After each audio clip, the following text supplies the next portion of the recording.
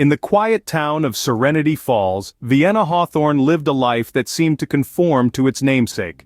Her existence was mundane, a rhythmic dance of routine. The sun would rise, casting its golden rays on the quiet streets of her town as Vienna would begin her day.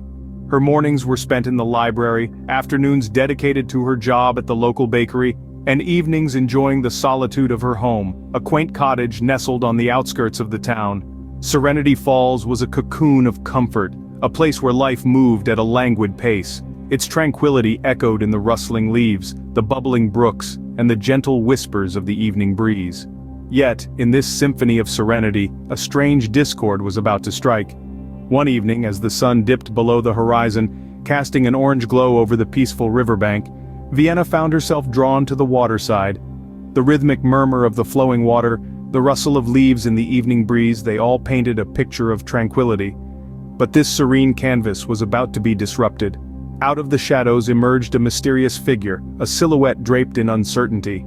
This encounter was as brief as it was disorienting, a fleeting moment that left Vienna standing in the middle of the deserted riverbank, her mind a blank slate where once vivid memories were etched.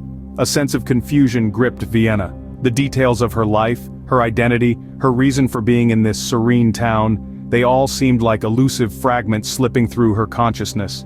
The faces of people she should have recognized now bore the weight of unfamiliarity. The library, her sanctuary, felt alien. Her home, once a haven of comfort, now seemed filled with question marks. A desire to uncover the truth began to stir within her. Driven by this newfound determination, Vienna set out on a journey. A quest to piece together the fragments of her identity, to fill the void left by her sudden memory loss. The townsfolk watched her with a mix of pity and suspicion, their whispers following her like shadows. But Vienna was undeterred. Driven by a desire to uncover the truth, Vienna embarked on a quest to piece together the fragments of her identity. The community regarded Vienna with both pity and suspicion. This was a town where everyone knew everyone, a place where secrets were as scarce as rain in the desert. But Vienna, she was an enigma, a stranger in a familiar skin. As she walked through the town, whispers followed her like shadows.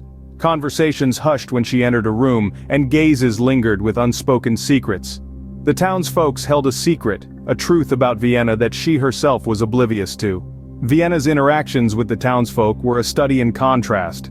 On one hand, there were those who looked at her with sympathy, their eyes mirroring the confusion that clouded her own. On the other, there were those who watched her with guarded expressions, their faces etched with a suspicion that was as palpable as the tension in the air.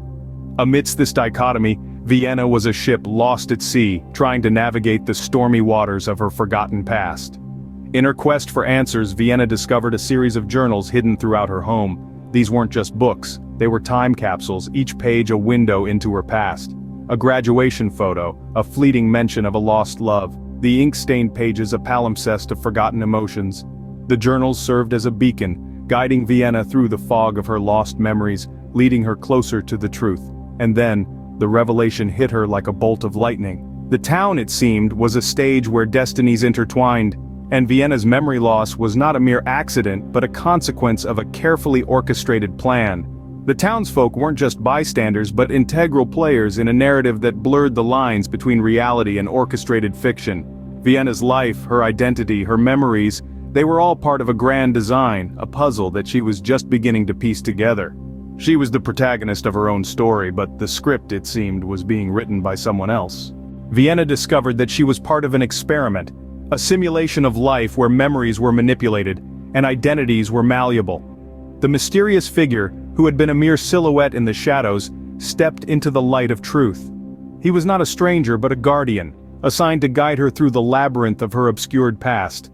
His purpose was to help Vienna navigate the murky waters of her memory, to unlock doors to forgotten moments. He was the key to the puzzle that was her life, a guide leading her through the maze, helping her piece together the fragments of her identity. Her memory loss, it seemed, was not an accident, but a consequence of a grand design. The reality she had known was a fabrication, a mirage in the desert of truth. Faced with this revelation, Vienna stood at a crossroads. She could choose to remain within the comfort of the illusion, to continue living a life of artificial serenity, or she could shatter the fabricated world, stepping into the vast unknown. It was a dilemma that tugged at the very core of her being. In the end, Vienna chose to defy the architects of her simulated reality.